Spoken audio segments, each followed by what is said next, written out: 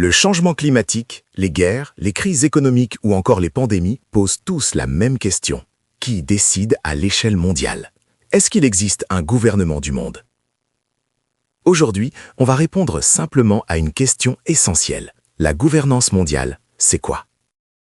La gouvernance mondiale, c'est l'ensemble des règles, des acteurs et des institutions qui cherchent à organiser les relations entre les pays pour gérer les problèmes mondiaux. Point très important, il n'existe pas de gouvernement mondial. Aucun État n'est au-dessus des autres. La gouvernance mondiale repose donc sur la coopération entre pays souverains. Mais pourquoi a-t-on besoin d'une gouvernance mondiale?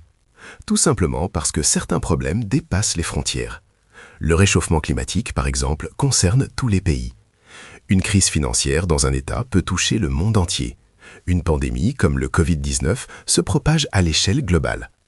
Aucun pays ne peut régler ces problèmes seul, d'où la nécessité de coopérer au niveau mondial.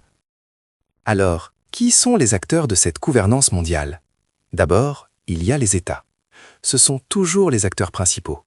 Ils prennent des décisions, signent des accords et participent aux organisations internationales. Ensuite, il y a les grandes organisations internationales.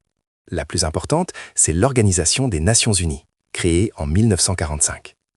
Son objectif principal est de maintenir la paix, la sécurité internationale et de défendre les droits humains. Pour la santé, il y a l'Organisation mondiale de la santé qui coordonne la lutte contre les épidémies et les crises sanitaires.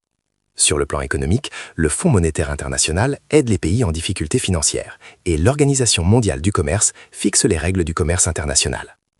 Il existe aussi des forums de discussion, comme le G7 ou le G20. Ces groupes réunissent les principales puissances économiques du monde.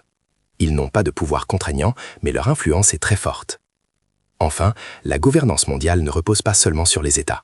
Les ONG, les entreprises multinationales, les experts scientifiques, les médias et même l'opinion publique jouent un rôle croissant. Ils alertent, dénoncent, font pression et influencent les décisions internationales. À quoi sert concrètement la gouvernance mondiale? Elle cherche à maintenir la paix, à réguler l'économie mondiale, à protéger les droits humains, à lutter contre le réchauffement climatique et à gérer les biens communs mondiaux, comme les océans ou la santé. Mais la gouvernance mondiale est loin d'être parfaite. Elle est souvent critiquée parce que les grandes puissances ont plus de poids que les autres États. Le droit de veto au Conseil de sécurité de l'ONU bloque parfois toute décision.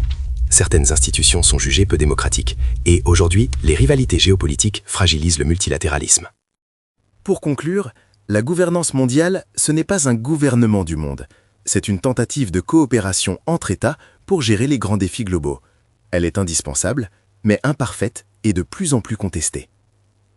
Si cette vidéo t'a aidé à comprendre la gouvernance mondiale, n'hésite pas à liker, t'abonner et à me dire en commentaire si tu penses qu'elle est encore efficace aujourd'hui.